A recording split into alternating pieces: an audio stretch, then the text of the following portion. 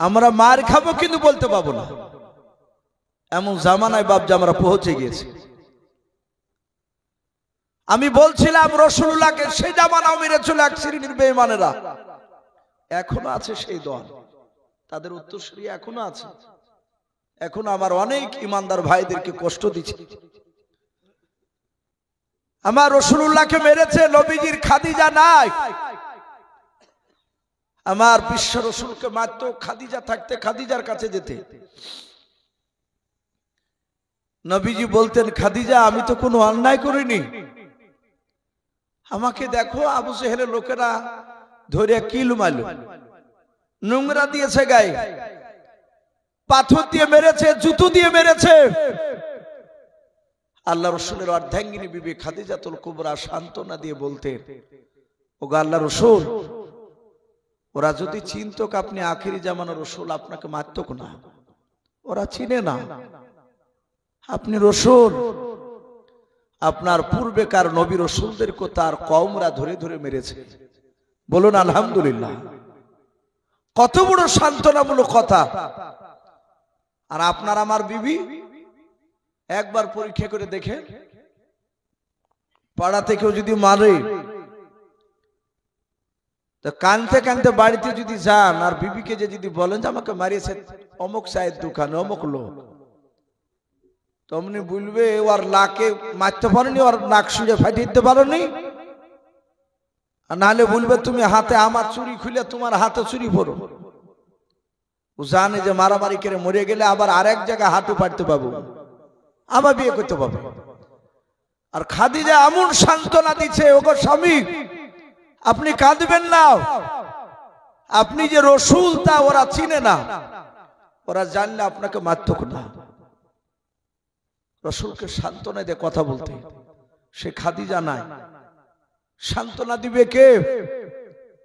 মালে কমসে কম সামনে গিয়ে আবু তালিব বলতো, এই আমার ভাতিজাকে কেন মেরেছো, এতটুকু কথা বলতো, কিন্তু আবু তালিবও নাই। রাসূলকে কে সান্ত্বনা দিবে? আল্লাহর নবী তিনি জানেন আবু লাহাব আমার চাচা, তার বাড়িতে যাওয়া যাবে না।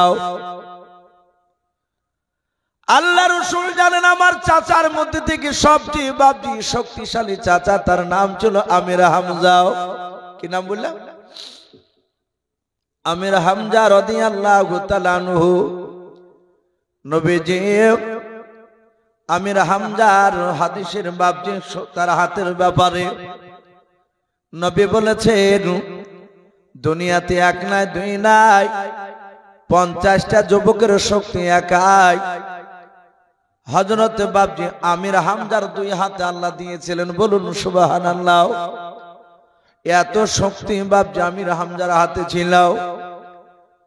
তীরন্দাজ ব্যক্তি ছিল, তীর দূর থেকে বাপজি মারলে কোন মানুষকে সামনে দিক থেকে মারলে বুকে তীর লাগিয়া পেছন দিক দিয়ে বাপজি বেরিয়ে যেত, বুক পিঠ দিয়াও। পেছন দিক থেকে মারলে সামনে দিক দিয়ে তীর বেরিয়ে যেত। আল্লাহর নবী মনে মনে ভাবলেন, আল্লাহ আমার চাচা আমির হামজার বাড়িতে একটু যাই, চাচা মনে হয় আমার সাইডে একটু দাঁড়াবে। তখন আমির হামজাও বাপজি কলমা পড়ে নাই, আল্লাহর নবীজিকে বাবা নবী বলে বাপজি বিশ্বাস করে নাই। আল্লাহ রাসূল আমির হামজার বাড়ির দরজায় গিয়েও দেখে দরজাখানা বাপজি লাগানো আছে। নবী ডাক দিয়ে বলেন, চাচা। আমির হামজার ডাকের সাড়া নাই। আমির হামজার বেবি বেরিয়ে আসলো, দরজা খুলে দেখছে তার ভাতিজাও। ডাক দিয়ে বলেছিল, চাচি মা আমার চাচা কই? বলে তোমার চাচা এখানে নাই, জঙ্গলে শিকার করতে গিয়েছে। আল্লাহ রাসূল বলেন, চাচা বাড়িতে নেই। বলে নাও। ডাক দিয়ে বলল, আমির হামজার স্ত্রী গো মুহাম্মদ, বলুন সাল্লাল্লাহু তাআলা আলাইহি ওয়াসাল্লাম। ডাক দিয়ে বলেছিল, বাবা কেন তোমার চাচাকে খোঁজ করতে এসেছো বলো? আল্লাহর নবী আমির হামজার বাড়ির দরজায় দাঁড়িয়ে বাচ্চা ছেলের মতো ফুপরে ফুপরে কাঁদে কেঁদে বলেছিল, ওগো আমার চাচিমা, মক্কার অমুক লোকেরা আমাকে ধরে ধরে মারলো চাচিমা, তাই আমার চাচার কাছে আমি একটু বলতে এসেছি, আমার চাচা ছাড়া কেউ নাই। আমির হামজার স্ত্রী বলে, যেমন তোমার কর্ম তেমনি তোমার ফল হয়েছে, তোমাকে এত বারণ করেছি কলমার দাওয়াত দিও নাও, তুমি তো শোনো নাই, আল্লাহ রসুলকে বাপজি বাড়ির ভেতরে বসতে দিল নাও, সান্ত্বনামূলক কথা বললো নাও। আল্লাহর নবী বাপজি চলে গিয়েছেন কানতে কানতে, যে এক গুহার ভিতরে বাপজি রসুল্লাহ সেজদায় পড়ে কাদার বলেন, আল্লাহ মনে হয় তোমার দিনকার বেশি দিন টিকে রাখতে পারবো না। আল্লাহর রাসূল সাল্লাল্লাহু তাআলা আলাইহি ওয়াসাল্লাম বাপজি কান্না শুরু করে দিয়েছেন। কিতাবে লিখেছে, বাবা আমির হামজা একটা হরিণকে বাপজি তীর দিয়ে নিশানা করেছিল, হরিণটাকে বাপজি শিকার করবে, তীর ছোড়ার আগেও সাতাত বাপজি হরিণটা আল্লাহর কুদরতে বাপজি জবান খুলে ডাক দিয়ে বলেছিল, ওগো আমির হামজা, নবীজির চাচা, আমাকে না মেরে যাও তোমার ভাতিজার পাশে গিয়ে তুমি দাঁড়াও গা, বলুন সুবহানাল্লাহ। আমির হামজা অবাক হয়ে গেলেন, জানোয়ারে বাপ যে কথা বলে, হরিণে জংলা হরিণে। আমির হামজা সোজা বাড়ি চলে আসিল, আসার পর তার বিবিকে বলেছিল, আমার ভাতিজার ব্যাপারে তোমার কিছু জানা আছে? বলে, আমি জানি না, কিন্তু তোমার ভাতিজা দরজার গুড়িতে তোমাকে ডাক দিয়েছিল, তুমি নাও বলেছিল, আর তোমার ভাতিজা কাঁদতে কাঁদতে বাড়ি থেকে বেরিয়ে চলে গেল। আমির হামজা বলে, কোথায় গিয়েছে? বলে, জানি না। সঙ্গে সঙ্গে আমির হামজা পায়ে রক্তের নিশানা দেখে দেখে বাপজি ময়দানে চলে গেলেন। আল্লাহর নবী সিজদায় পড়ে আছেন। আমির হামজা নবীজির পৃষ্ঠা মুবারকে বাপজি হাত দিয়ে বলেছিলেন,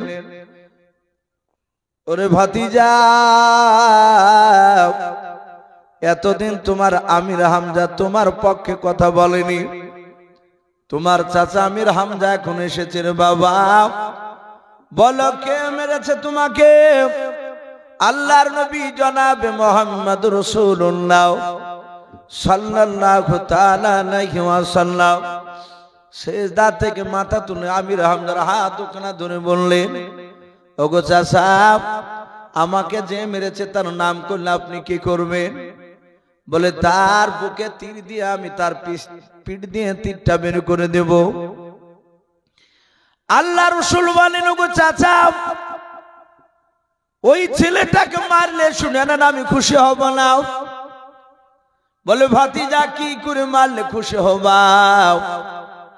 নবীজি বলেন, আমি মারলে খুশি হব না। শুনে নাও চাচা, একবার যদি পড়ে নাও কলমা লা ইলাহা ইল্লাল্লাহ, লা ইলাহা ইল্লাল্লাহ, লা ইলাহা ইলাহা ইল্লাল্লাহ মুহাম্মাদুর রাসূলুল্লাহ সাল্লাল্লাহু তাআলা আলাইহি ওয়াসাল্লাম। এই কলমা পড়ে বাপজি আমির হামজা তারপর ঈমান এনেছিলেন। এই আমির হামজা রাসূলুল্লাহ বেঁচে থাকা পর্যন্ত নয়, আমির হামজা বেঁচে থাকা পর্যন্ত নবীজির পাশে দাঁড়িয়েছিলেন। আমির হামজা রাসূলুল্লাহর অনেক বড়, অথচ নবীর কাছে এসে কথা বলতে বসতেন বাচ্চা ছেলের মতো করে। বলুন আলহামদুলিল্লাহ। উনি জানতেন আমার ভাতিজা হলো তো কি হলো, ইনি আমার চেয়ে বয়সে অনেক ছোট হলো তো কি হলো, উনি বিখ্যাত নবীর রাসূল। আমি বলছিলাম কিছু চাচা ইমানদার আর কিছু চাচা বেঈমান। তা আবু লাহাব এত দুশমন ছিল, শুধু আবু লাহাব নয়, তার স্ত্রীর নাম ছিল উম্মে জামিলা। এই উম্মে জামিলা সহ বাপজি রাসূলুল্লাহর দুশমনি করেছিল। স্বামী স্ত্রীতে নবীকে চুল পরিমাণ দেখতে পারত না। শুধু আবু জেহেল উতবা সাইবাদের সাথে মিটিং করত যে মুহাম্মদ সাল্লাল্লাহু আলাইহি ওয়াসাল্লামকে মারা যায় কি করে। এই আবু জেহেল পাথর লুকিয়ে নিয়ে গিয়ে দেখলো এ তো ওর সাক্ষী দেয়।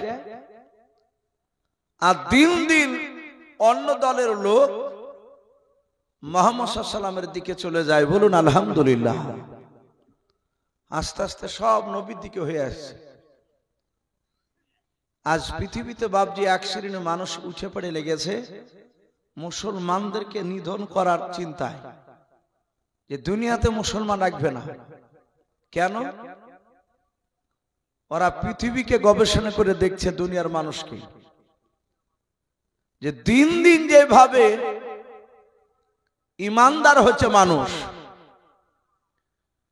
আর বেশি দিন নাই গোটা পৃথিবীর আকাশে কলমা উঠতে। বলুন আলহামদুলিল্লাহ। তাই উঠে পড়ে লেগেছে। ওরা যত অত্যাচার চালাবে তত আল্লাহর দ্বীনের দাওয়াত আরো বেশি বাড়বে। বলুন আলহামদুলিল্লাহ। আবু জেহেলরা যত চেষ্টা করেছিল নবীকে শেষ করার, তত তাড়াতাড়ি বাপজি নবীর দ্বীনের দাওয়াত পৃথিবীতে পৌঁছাচ্ছিল। আবু জেহেল ডাক দিয়ে বলল, উতবা, সাইবা, আবু সুফিয়ান, আবুল আহাব আর আবু জেহেল। তখন তো আবু জেহেল হয়নি, তার নাম আমর ইবনে হিশাম, আবুল হিকাম, এগুলো মানুষে ডাকতো কোকে। আবু জেহেল বলল, এই মক্কার বন্ধুরা, আমাদের দলে লোক আর নাই, সব মুহাম্মদ সাল্লাল্লাহু আলাইহি ওয়াসাল্লামের দিকে আস্তে আস্তে হয়ে যাচ্ছে। ওকে দুনিয়ার বুক থেকে নাস্তাবুদ করার কোন রাস্তা আছে? সাথে হাতে বলেছিল উতবার সাইবা, এরা খুব ক্রিটিক্যাল। বলো ভাই, একটা রাস্তা আছে। বলে কি? বলে ওই রাস্তা দিয়ে আমরা দেখতে পাই মুহাম্মদ সাল্লাল্লাহু আলাইহি ওয়াসাল্লাম প্রতিদিন যাতায়াত করে। সকাল বেলাতেই তো নয়, রাত্রি বেলা থেকে শুরু করে দিবে। বন্ধুরা, আমরা যত আবু জেহেলের লোক আছে সবাই মিলে আমরা তাড়াহুড়া করে 25 থেকে 30 হাত যদি রাস্তার ভিতরে মাঝখানে যদি একটা গর্ত কাটি, ডাল পাতা বিছিয়ে দিব, মাটি লেবেল করি, রাসূলুল্লাহ লোকেরা কেউ জানতে পারবে না। নবী চলে যাবে আর ওই জানতে পারবে না, পা দিবে গর্তে, ধপাস করে পড়ে নিচে পড়ে যাবে, উঠতে পারবে না। আমরা লুকিয়ে থাকবো, চারিদিক থেকে মাটি চাপা দিয়ে এটাকে শেষ করে দেবে। ওর জীবন কলমা দাওয়াতি দিতে পারবে না। আবু জেহেল বলল, ভাই, মুখে বলা যতটা সহজ, বাস্তবে পরিণত করা অত সহজ নয়। বলুন আলহামদুলিল্লাহ। আবু জেহেল বলছে, আমি ওকে দেখেছি পরীক্ষা করে, অনেক নবীকে মারতে পারেনি, অনেক চেষ্টা করেছে, পারিনি। উতবা সাইবুল, এটা লাস্ট চান্স, একটু দেখি না আমরা। ওরা রাত্রিবেলা তোড়ে ঘড়ে করে গর্ত কাটলো 25 থেকে 30 হাত লম্বা। গর্তের চারিদিকে বাপজি 4টা দল। আবু জেহেল বাপজি আপনার সব মানুষগুলোকে ঠিক করে রাখলো। যে জায়গায় গর্ত কেটেছে রাস্তার মাঝের বাবা, ওই জায়গায় লাইটিং এর ব্যবস্থা করেনি। ডাক দে বলো, ভাই, আমি আবু জেহেল 4টা দলকে তোমাদেরকে চারদিকে লুকিয়ে রাখলাম। অন্ধকার দিয়ে মুহাম্মদ সাল্লাল্লাহু আলাইহি ওয়াসাল্লাম চলে যাবে। রাস্তা দিয়ে যাওয়ার সময় কে বলে সব দেখার দরকার নাই, কারণ আমরা জানি গর্ত কেটেছে আমরা মুহাম্মদ সাল্লাল্লাহু আলাইহি ওয়াসাল্লামের লোক ছাড়া আমরা কেউ আসবো না এখানে। যখনই গর্তে পড়ে যাবে সঙ্গে সঙ্গে তোমরা চারিদিক থেকে মাটি নিয়ে এসে চাপা দিয়ে শেষ করে দিবে বেটাকে। বললো অসুবিধা নাই, আবু জেহেল বাপজি রাত্রিবেলা বিছানায় শুয়ে গিয়েছে, আল্লাহর নবীজির অপেক্ষায় আছে। আবু জেহেল বলেছিল, বন্ধুরা মুহাম্মদ সাল্লাল্লাহু আলাইহি ওয়াসাল্লাম গর্তে পড়ে গেলে আমার কাছে দৌড়ে গিয়ে খবর দিবাও। আল্লাহ রাসূল বাপজি যায় নাই। আমার আল্লাহ বলেন, বান্দারা তোরা যা চালাক তার চেয়ে শতগুণ চালাক আমি আল্লাহ। বলুন আলহামদুলিল্লাহ। আল্লাহর নবী জনাবে মুহাম্মদ রাসূলুল্লাহ সাল্লাল্লাহু তাআলা আলাইহি ওয়াসাল্লাম ওই রাস্তা দিয়ে বাপজি যায় নাই যে রাস্তায় গর্ত কেটে রেখেছে। আল্লাহ রসুল বাপজি বাড়িতে বসা, ওইদিকে বেঈমান আবু জেহেলের বাপজি আল্লাহ তার ঘুমকে হারাম করে দিয়েছে। বলুন আলহামদুলিল্লাহ। আবু জেহেলের ঘুম নাই, বারবার তাকাচ্ছে খবর কেন আসে না, নবী কেন পড়ে না এখনো। আবু জেহেল বাপজি রাত্রিবেলা বিছানা থেকে বেরিয়ে সোজা ঘর থেকে বাপজি বেরিয়ে রাস্তার দিকে চলতে লাগলো অন্ধকারে, যেন আবু জেহেলের পায়ের শব্দ নবী যেন টের না পায়। ওদিকে অন্ধকারে মানুষেরা তারা কান লাগিয়ে বসেছিল। আমার আল্লাহ আবু জেহেলের ব্রেন থেকে বাপজি তার মেমোরি থেকে গর্ত কাটার কথাটা একেবারে ডিলিট করে দিয়েছেন। বলুন আলহামদুলিল্লাহ। আবু জেহেল আর মনে নাই, নিজের গর্তে গিয়ে বাপজি নিজে ধপাস করে পড়ে গিয়েছে। আবু জেহেল বলেছিল, বন্ধুরা কে পড়লো ও সব দেখবা নাও, শুধু ধপাস শব্দ পড়লে আওয়াজ পাইলে তোমরা চারিদিক থেকে মাটি দিয়ে চাপা দিয়ে দেবা বেটাকে, আর দুনিয়ার বুকে বেঁচে রাখা যাবে না। চারিদিক থেকে দৌড়ে গিয়ে মাটি নামাতে শুরু করেছে। তাফসীরে পাওয়া যায় আবু জেহেলের বাপজি হাঁটু পর্যন্ত মাটি নেমে দিয়েছে। আবু জেহেল নিচু থেকে বলেছিল, ভাই আমি তোমাদের দুশমন নবী নাই, আমি তোমাদের নেতা আবু জেহেল। বলুন আলহামদুলিল্লাহ। বলে মাটি নামাইলে বন্ধ কর। ওপর থেকে বলছে, তুমি কে বেটা হে আমাকে মারণ করা? বলে আমি তোদের নেতা আবু জেহেল। বলে তুমি আবু জেহেল নয়, তুমি মুহাম্মদ সাল্লাল্লাহু আলাইহি ওয়াসাল্লাম, তুমি গলার নকল করছো আবু জেহেল। আবু জেহেল দেখলো এরা তো শুনবে না, বলে ভাই দেখ না, আমি আমার বাড়িতে গিয়ে দেখে, আমি আবু জেহেল বাড়িতে গেলে বুঝতে পারবে আমি এখানে এসেছি। পাঁচটা মানুষ পাঁচ রকমের থাকে। কিছু লোক বলল, ভাই গলা তো আবু জেহেলের মতনই লাগছে। কিছু বলছে না, ও জাদুকর নবী মুহাম্মদ সাল্লাল্লাহু আলাইহি ওয়াসাল্লাম, ও আমাদের নেতার গলার কণ্ঠ করছে বাঁচার লেগে। আবার কেউ বলল না, একটু দেখেই না। দেখতে যে আবু জেহেলের স্ত্রী বলে কিছুক্ষণ আগেই তো গেল, এসে বলে সত্যি ভাই আবু জেহেলই তো পড়ি। বলল ভাই তুমি পড়লে কি করে গর্তে? সাথে হাতে বাপজি আবু জেহেল বলছে, শোনো সব কথা বাদ দে, তাড়াতাড়ি আমাকে উঠা, না হলে আমার দাদাগিরি চলবে না মক্কাতে। বলে হুজুর আপনাকে তো হাত পাবো না, উঠাবো কি করে?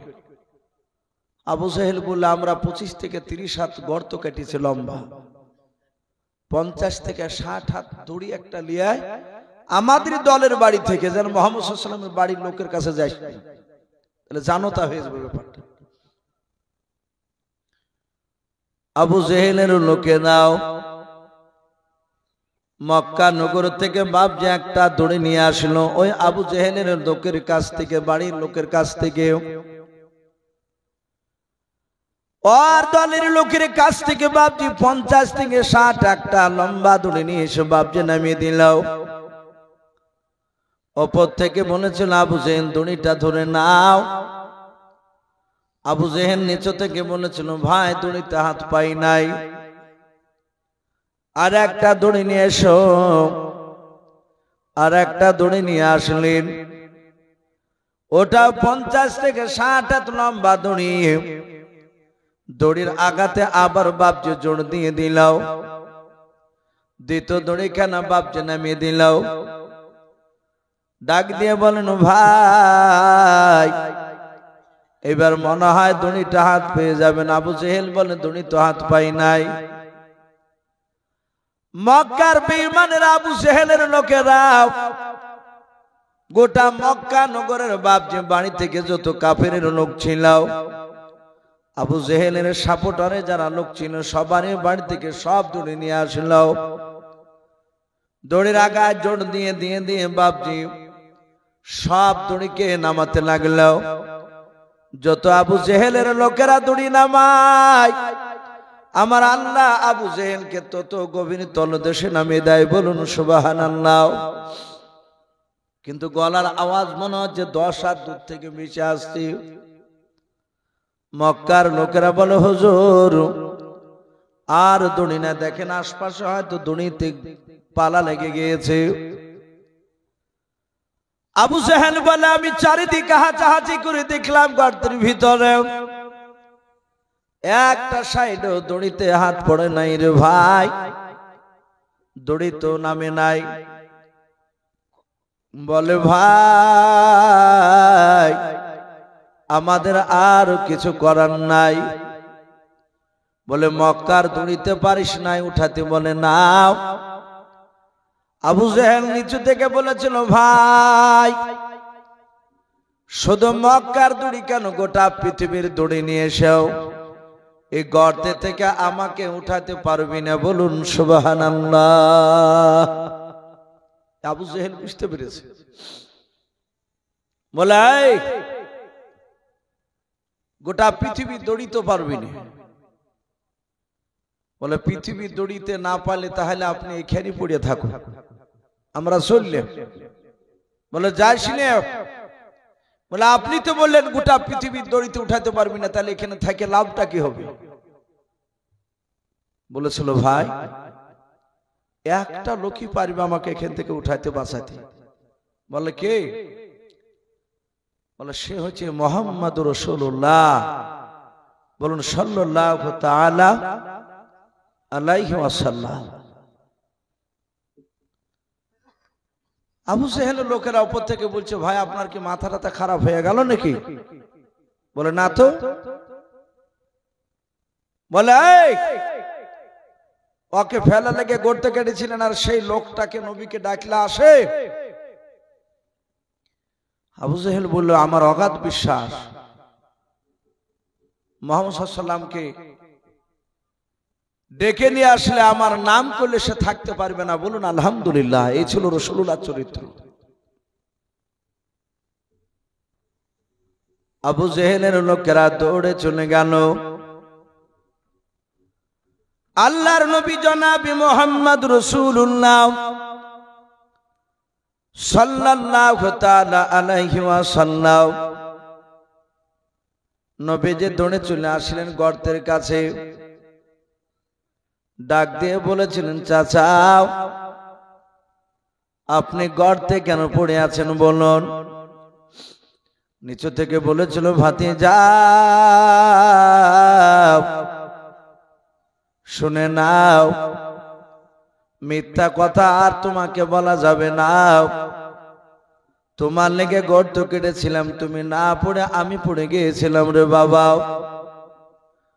আল্লাহ রাসূল বলেন চাচা এই সব কাজ করতে নাই, সঙ্গে সঙ্গে বাপ যা আপনার বলা হয়েছিল। আল্লাহর নবী জনাবে মুহাম্মদ রাসূলুল্লাহ সাল্লাল্লাহু তাআলা আলাইহি ওয়াসাল্লাম নবী বলেন চাচা আপনি এখনো আমাকেও চিনতে পারেন নাই, আমি আপনাকে গর্ত থেকে উঠে নেব, কিন্তু একটা শর্ত বলে কি, বলুন আপনি আমার কলমা পড়বেন কি নাও? আবু জেহেল বলেছিল, বাবা আজকের মতো ওঠে না, তোমার কলমাকে পড়ে নেব। আল্লাহ রসুল হাত বাড়ি দিয়ে বলেছিলেন, চাচা এবার আপনি হাতটা বাড়ান। আবু জেহেল বাপজি নিচে থেকে হাত তালি মেরে বলেছিল, ওরে ভাতিজা তোমার একেবারে মাথাটা চলে গিয়েছে। বলে কেন? আমার লোকেরা গোটা মক্কা নগরীর যত আমার দলের লোক ছিল সবারই বাড়ি থেকে দড়ি নিয়ে এসে সব জন দিয়ে তারা আমাকে উঠাতেও পারে নাই, আর মাত্র তুমি হাতটা বাড়ি দিয়ে বলেছো, ভাতিজা চাচা হাত বাড়ান, আপনাকে উঠে নেব। আপনি 2-4খানা দড়ি তো শো করে তুমি নামাতে পারতে। আল্লাহর নবী বলেন, চাচা আপনি আমাকে চিনতে পারেন নাই। চাচা গো, শুধু আমি আপনার নবী নয়, আমি সারা পৃথিবীর মাখলুকাতের নবী প্লাস রসুল। বলুন আলহামদুলিল্লাহ। ও বাপজি ভাইরাও, আল্লাহর নবীর মুজিজা বাপজি অনেক ঘটেছিল জীবনে। আপনারা যেমন আজকে ওয়াজ শুনতে এসেছেন বাবা অনেক দূর দূরান্ত থেকে, আল্লাহর নবীর দরবারে সাহাবারা কথা শুনতে শুনতে গভীর রাত্রি হয়ে গিয়েছে, তারা বাড়ি যাবে। সব সাহাবা চলে গিয়েছে, দুটি গ্রামের দুটো সাহাবা, ওরা দুজনাই গোত্রের নেতা, তারা যেতে পারেন নাই। নবীজির দরবারে বলো, হুজুর আপনার ওয়াজ শুনতে শুনতে আমাদের রাত্রি হয়ে গিয়েছে। ওগো নবী গো, এই রাত্রিবেলা এখন কেমন করে আমরা বাড়ি যাব বলুন? আমরা কোনো লাইটের ব্যবস্থা নাই, আগুনের ব্যবস্থা নাই, অন্ধকার রাস্তায় অনেকটা দূর আমাদেরকে যাওয়া লাগবে। আল্লাহ রাসূল বলেন, সাহাবা যাওয়ার জন্য চিন্তা করো না। নবী আমার একজন সাহাবাকে বললেন, যাও অমুক গাছ থেকে 2টা গাছের ডাল ভেঙে নিয়ে এসো। 2টা ডাল ভেঙে নিয়ে আসলেন। নবী বললেন, ওদের দুজনার 2 হাতে 2টো ডাল দিয়ে দাও। সাহাবারা বলে, নবী অন্ধকারে ডাল নিয়ে কি করব?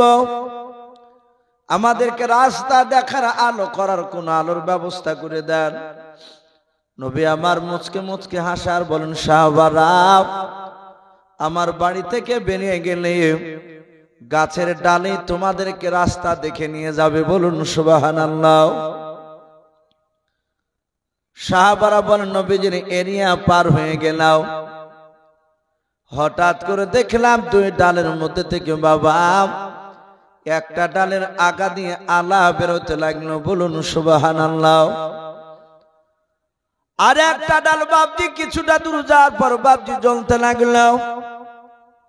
এ ছিল বাপজি রাসূলুল্লাহর বাপজি মুজিজা। নবী বলেন, চাচা চিন্তা করবেন না, আপনি হাত বাড়ান, বিনা দড়িতে আমি আপনাকে উঠিয়ে নেব। নবীজি হাত বাড়িয়ে বাপজি তুলে নিলেন। আল্লাহ রাসূল বলেন, চাচা এবার কলমাটা আপনি পড়িয়ে নেন। যাহাতে কলমা পড়তে বললেন, সঙ্গে সঙ্গে বেঈমান বলেছিল, ভাতিজা আমার জানা ছিল না যে তোমার জাদু জমিনেও চলে। বলুন আস্তাগফিরুল্লাহ।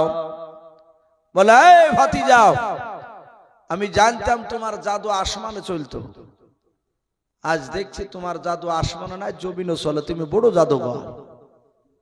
রাসূলের কথা মানল না।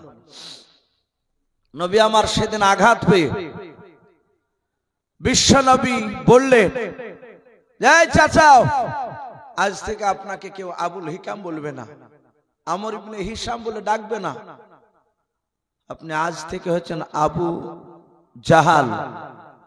দেখ আমরা চলতি ভাষায় আবু জেহেল বলি, মূর্খের বাপ। বাপজি সেই সময় রাসূলুল্লাহর কথা তারা মানেনি। আজও যদি রাসূলুল্লাহর কথা যদি আমরা না মানি, বাপজি আমরা ইমানদার হতে পারবো না। ভাই মানুষ একটা দুটো করে উঠছে, যেহেতু বিরাট রাত্রি, সে মাগরিব হয়েছে বাপজি 5টার আগে। তো যাই হোক, আপনারা হয়তো আখিরি দোয়ার জন্য বাপজি বসে আছেন। রাত্রি প্রায় 1:30 বাজতে চললো। আমার পূর্বেকার বক্তা, তার পূর্বেকার বক্তাদেরকে আপনারা অনেক টাকা দান করেছেন বাপজি। যার শেষ ভালো তার সব ভালো। আপনারা দিয়েছেন অনেকে। এখানে প্রায় কমিটি ছেলেরা বসে আছে দেখতে পাচ্ছি। অনেক সময় কমিটি ছেলেদেরকে ডেকে ডেকে বাপজি পাওয়া যায় না।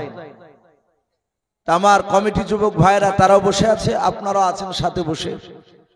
বাপজি শেষের বেলায় মা বোনেরা যারা আছে, আপনারা যথেষ্ট দান দিয়েছেন। আমার পূর্বেকার বক্তার হাতও প্রচুর দিলে, কিন্তু বাপজি ইমানদাররা একবার দিয়ে বন্ধ হয় না। তারা কলা গাছের মতো, কলা গাছকে কাটলে যত কাটবেন তত ড্যাব বেরোয়, তেড় বাড়া। ইমানদাররা বারবার দেয়। গোটা পৃথিবীর মানুষেরা অবাক হয়ে যায় যে মুসলমানরা দান কিভাবে দেয়। তাই বাপজি যদি শেষের বেলা, আমি আপনাদের কাছে 1000 2000 করে চাইবো না। কমিটি যেসব বাপজি ভাইরা আছে, সামনে যেসব বাপজি ভাইরা আছেন, পর্দার আড়ালে মা বোনেরা আছে, শেষের বেলায় যদি কেউ মনে করেন যে 500 খান করে টাকা কিংবা 200 টাকা, এলে কমসে কম 1 বস্তা সিমেন্ট নাম লেখাবে বাপজি। দোয়া হবে হয়তো কিছুক্ষণের মধ্যেই।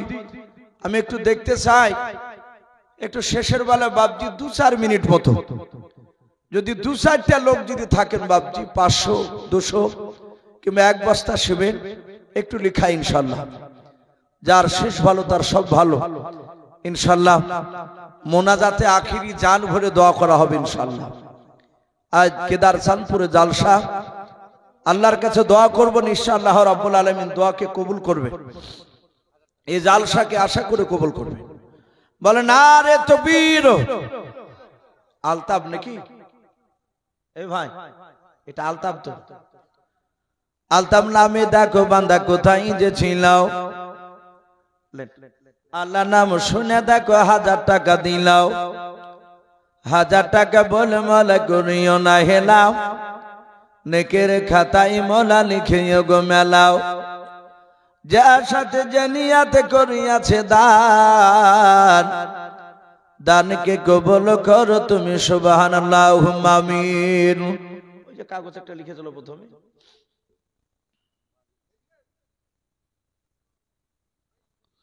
সিনারুল নামে দেখো বান্দা কোথায় যে ছিল, শেষের বেলা এসে দেখো 1 বালি দিয়ে গেল। যার সাথে যে নিয়াতে 1 বালি করিয়াছে দান, দানকে কবুল করো তুমি সুবহান। অগবারি দোয়া করি অগ পারি, মিজানেতে নেকের পালা করে দিও ভারী। আরো দোয়া করি মোলা তাহার জন্যতে, সুখে শান্তি রেখো তুমি দুনিয়ার বুকে, আল্লাহুম্মা আমিন। ভাই আসু ভাই, দোয়া হবে। দোয়ার আগে আমরা প্রতিটা বাপজি ভাই যারা এখনো দিইনি, আমরা ইনশাল্লাহ দূরের মানুষ হলো আর দেশের তো দিবই, আমরা খালি হাতে বাড়ি যাব না ইনশাআল্লাহ। আর যেসব বাপজি ভাইয়েরা রাস্তাঘাটে যদি এখনো দাঁড়িয়ে থাকেন, চায়ের দোকানে যদি বসে থাকেন, ভাই দোয়া হবে। আপনারা বাইরে বসে না থেকে একটু প্যান্ডেলের ভিতরে আসলে ভালো হয়, একটু জান ভরে দোয়া হবে ভাই সবাইকে নিয়ে। তাই রাস্তার বাইরে যদি আপনার প্যান্ডেলের বাইরে থাকেন, একটু দয়া করে ভিতরে আসুন। মাশাআল্লাহ। অভিষেকে দেখো বান্দা কোথায় যে ছিল, শেষের বেলা এসে দেখো 1 বস্তা সিমেন্ট দিয়ে গেল। যার সাথে যে নিয়াতে 1 বস্তা সিমেন্ট করিয়াছে দান, দানকে কবুল করো তুমি সুবহান। আরো দোয়া করি মোলা তাহারি জন্নতে, ঈমান আমান রেখো তুমি দুনিয়ার বুকে, আল্লাহুম্মা আমিন। আজ নবী গো আমার গড়ায়া সংসার, হিজরত করিলেন সোনার মদিনায়। আজ নবী গো আমার গড়ায়া সংসার, আরাম করিলেন সোনার মদিনায়। আর নবী উম্মতের মায়ায় এখনো কেঁদে যায়, নবী উম্মতের মায়ায় এখনো কেঁদে যায়, ওই আশিকের কান্দন বোঝা যায়। আজ নবী গো আমার গড়াইয়া সংসার হিজরত করিলেন সোনার মদিনায়। আজ নবী গো আমার গড়াইয়া সংসার শুয়ে আছেন সোনার মদিনায়।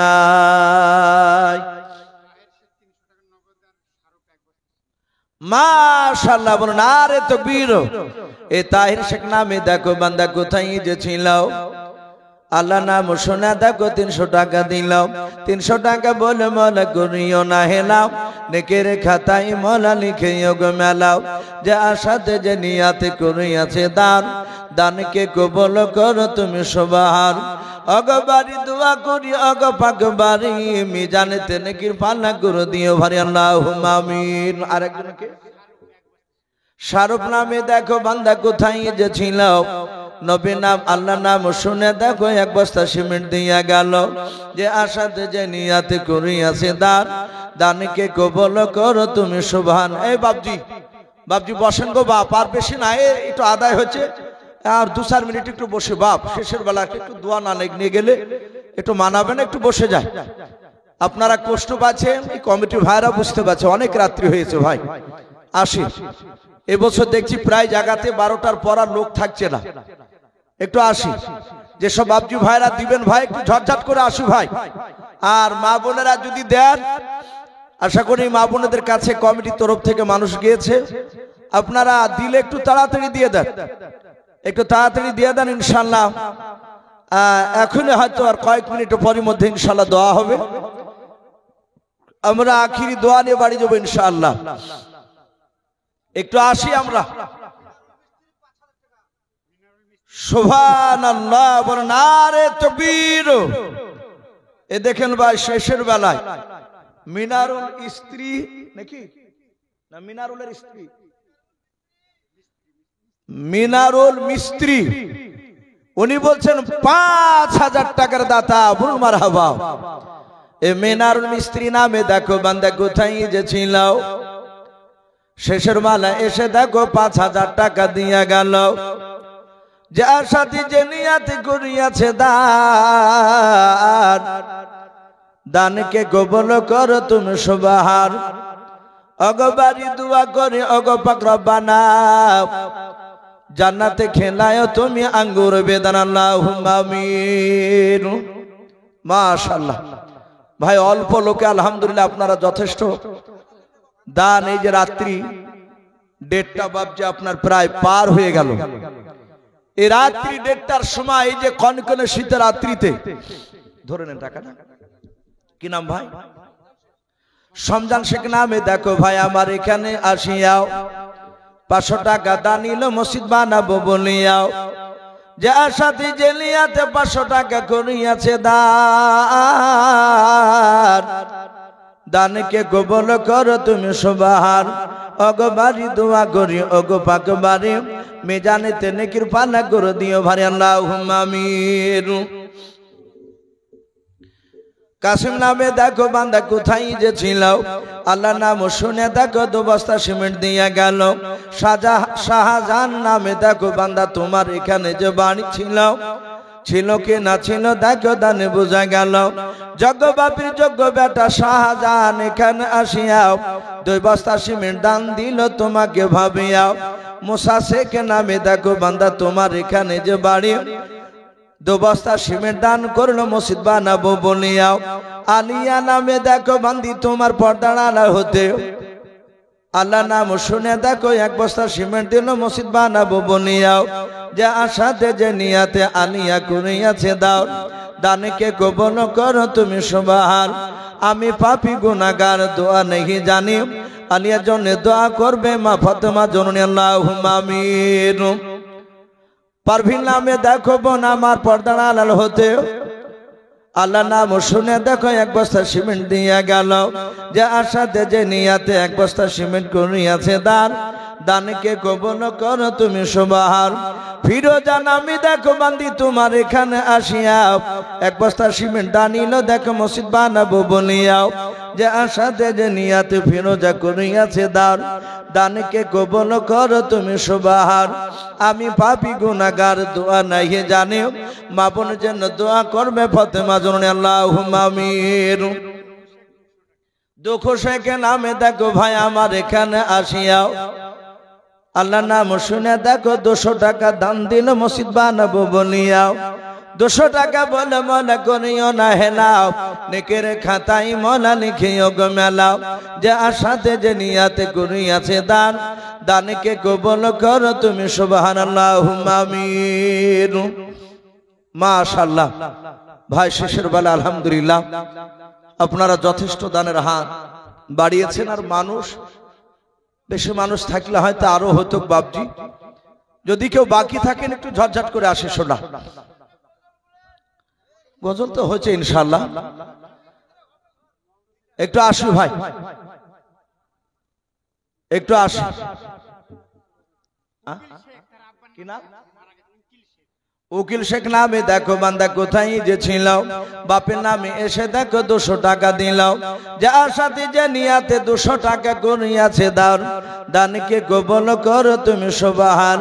ওগো বাড়ি দোয়া করি ওগো পাক রব্বানা, জান্নাতে খেলায়ও তুমি আঙ্গুর বেদানা আল্লাহুম্মা আমিন। মজনু শেখ নামে দেখো বান্দা কোথায় যে ছিল, তোমার নাম শুনে দেখো 500 টাকা দিল, 500 টাকা বলে মোলা করিও না হেলাও, নেকের খাতায় মোলা লিখিও গো মেলাও, যার সাথে যে নিয়াতে করিয়াছে দান, দানকে কবুল করো তুমি সুবহান। ওগো বাড়ি দোয়া করি ওগো পাক বাড়ি, মিজানেতে নেকির পাল্লা করে দিও ভারী আল্লাহুম্মা আমিন। নারে তাকবীর। ভাই একটু তাড়াতাড়ি আসো ভাই, কেউ যদি বাকি থাকে। আই মোহাম্মদ জগত উজালাও, আই মোহাম্মদ জগত উজালাও, কমলিয়া আলা তোমারি নাম, এ মদিনাতে তোমার নামের ডঙ্কা, হযরত ওয়ালা তোমারি নাম, মদিনা ওয়ালা তোমারি নাম। এতে মহায়ে আসলেন ভাবে, এতে মহায়ে আসলেন ভাবে, আলামিন ও উপাধি তোমারি নাম, এ দুনিয়াতে তোমার নামের ডঙ্কা, হযরত ওয়ালা তোমারি নাম, মদিনা ওয়ালা তোমারি নাম। মাশাআল্লাহ ভাই আলহামদুলিল্লাহ যথেষ্ট দিয়েছে। আপনাদের এখান থেকে আদায় করে কারি সাহেব ঘরে গিয়ে বলছিলেন যে কেদার চাঁদপুরের মানুষরা এরা যথেষ্ট দান দেয়।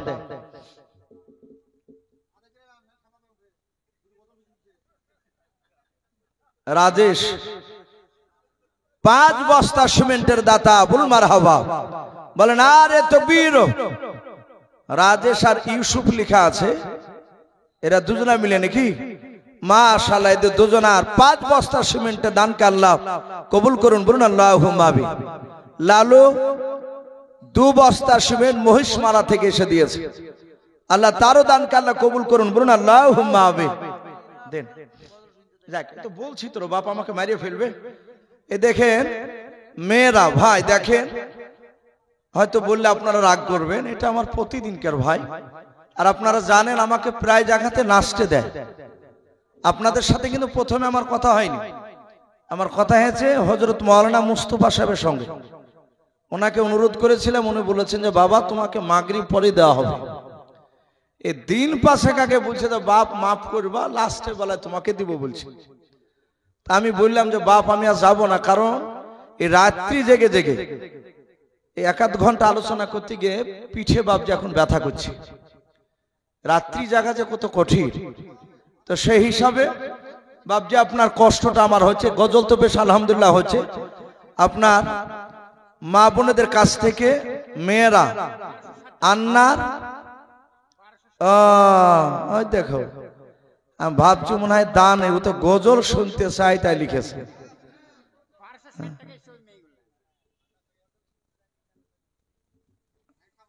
একটা বলো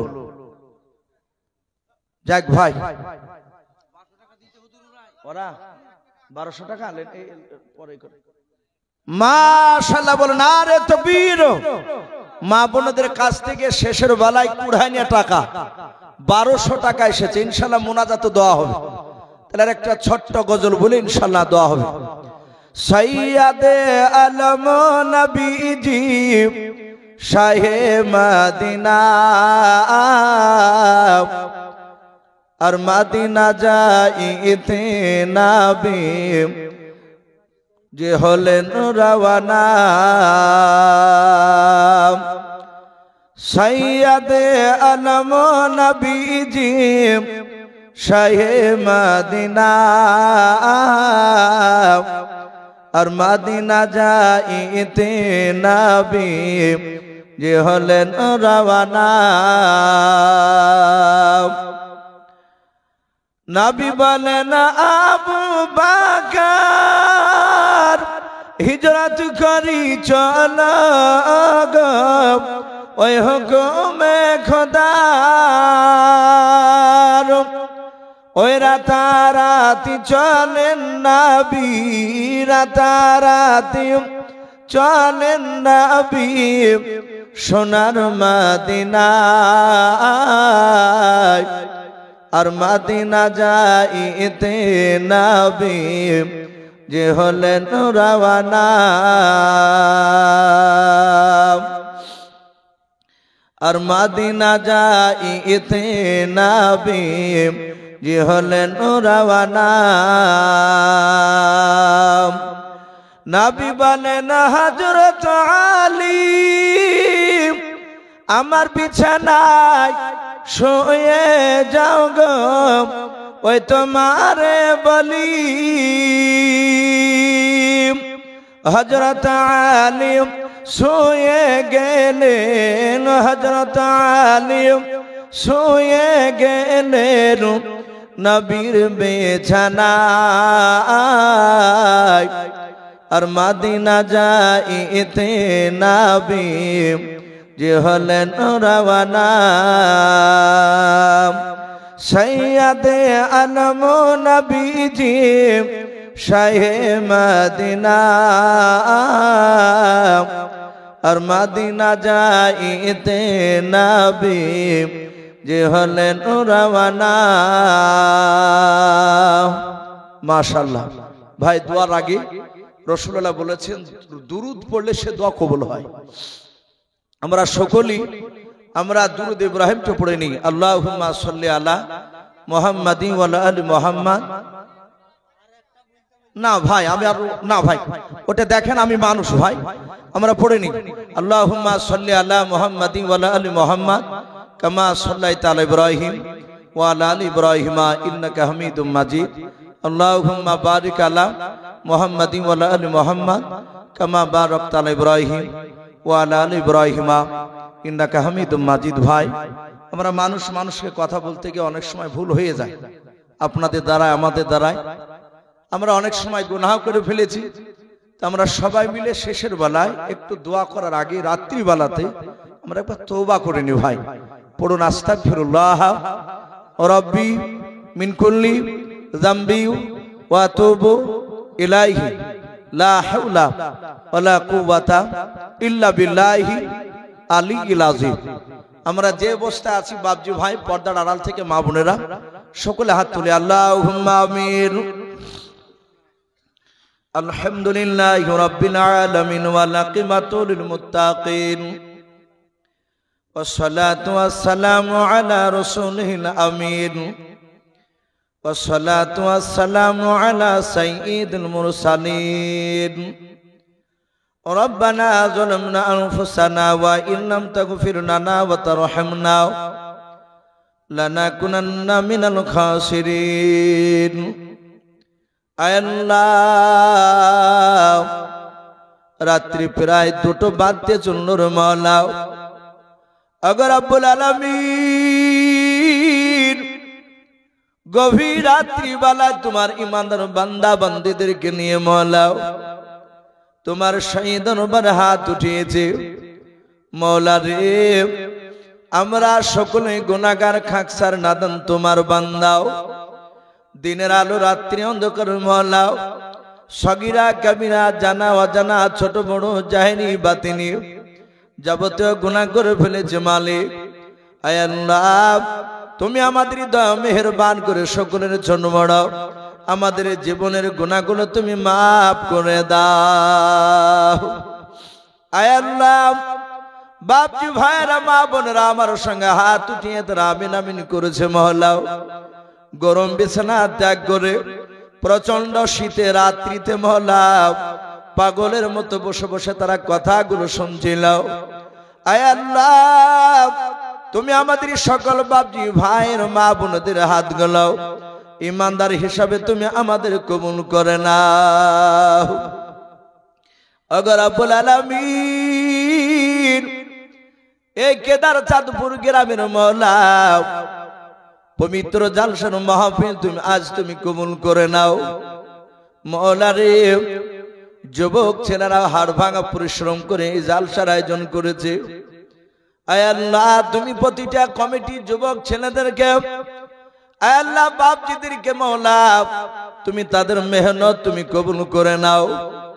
আয় আল্লাহ, কমিটি বাপজি ভাইদের ইমানটা হযরতে আবু বকর সিদ্দিক রাদিয়াল্লাহু তাআলা আনহুর মতো ইমান বানিয়ে দাও। আয় আল্লাহ, তোমার সামনে নাই মওলাই কারীম, আল্লাহ তোমার দরবারে তোমার বান্দা বান্দীদের কিনে হাত উঠিয়েছে। আমাদের কার আব্বা নাই, মা নাই, দাদা নাই, দাদি নাই, চাচা নাই, চাচি নাই, নানা নাই, নানি নাই। আয় আল্লাহ, তুমি আমাদের সকলের আত্মীয়স্বজনের কবরের আযাবগুলো তুমি মাফ করে দাও। রব্বুল আলামিন, এই কেদার চাঁদপুরের গ্রামের মহল্লা যত ছোট বড় মাইয়াত কুমুরবাসী হয়েছে, আয় আল্লাহ এই গ্রামের বাহির থেকে যারা এসে আমিন আমিন করেছে মহল্লা, তাদের গ্রামের মাইয়াত, সকল মাইয়াতের কোমরের আযাবগুলো তুমি চিরতরের মতো তুমি মাফ করে দাও। সকলের কবরগুলো জান্নাতুল ফেরদাউস বানিয়ে দাও। আয় আল্লাহ, তুমি আজকে জালসার মাহফিল তুমি কবুল করে নাও। বক্তা শ্রোতা সকলকে তুমি ইমানদার হিসাবে তুমি কবুল করে নাও। আয় আল্লাহ, সারা বিশ্বের মুসলমানকে তুমি হেফাজত করো, খাস করে ভারতবর্ষের মুসলমানদেরকে আমাদের হেফাজত করো। আয় আল্লাহ, সারা বিশ্বের মাদ্রাসা মসজিদকে তুমি হেফাজত করো। আয় আল্লাহ, তুমি আমাদের সকলকে আসমানি বালা জমিনি বালা থেকে তুমি হেফাজত করো। আয় আল্লাহ, খাস করে এই গ্রামে তুমি রহমত বর্ষণ করো। আয় আল্লাহ রব্বুল আলামিন, দেখো তোমার বান্দা বান্দিরা হাত উঠে আমিন আমিন করেছে। সকল বাপজি ভাইয়ের ইমানটা হযরতে আবু বকর সিদ্দিক রাদিয়াল্লাহু তাআলা আনহুর মতো বানিয়ে দাও। আমার মা বোনেরা পর্দার আড়াল থেকে আমিন আমিন করেছে রে মওলা, তুমি আমার সকল মা বোনের ইমানটা হযরতে মা ফাতেমা জোহরা রাদিয়াল্লাহু তাআলা আনহার মতো ইমান বানিয়ে দাও। আয় আল্লাহ, তোমার বান্দা বান্দিরা 5000 টাকা, 2000 টাকা, আয় আল্লাহ 500 টাকা, 1000 টাকা, 300 টাকা, 200 টাকা, 50 টাকা, 10 টাকা, 1 বস্তা 5 বস্তা করে সিমেন্ট মওলা তোমার বান্দা বান্দিরা দান করেছে। মা বোনদের কাছ থেকে শেষের বেলা 1200 টাকার উপরে এসেছে। সকল মা বোনের দানগুলো, আমার বাপজি ভাইয়ের দানগুলো তাদের নেক উদ্দেশ্য তুমি পুরা করে দিয়ে তাদের সকলের দানকে তুমি কবুল করে নাও। আয় আল্লাহ, সকলের বাড়িতে রুজি রাজগারে তুমি আমাদের বরকত দাও। এই দোয়াটুকু নবীর ওসিলা করে বলে কবুল করে নাও। যত নবীর রাসূল অনিয়ানে পাঠিয়েছো সকলের আরশে তুমি পৌঁছিয়ে দাও। সুবহান রাব্বিকা রাব্বিল ইজ্জাতি আম্মা ইয়াসিফুন ওয়া সালামুন আলাল মুরসালিন ওয়ালহামদুলিল্লাহি রাব্বিল আলামিন। আসসালামু আলাইকুম ওয়া রাহমাতুল্লাহি ওয়া বারাকাতুহু।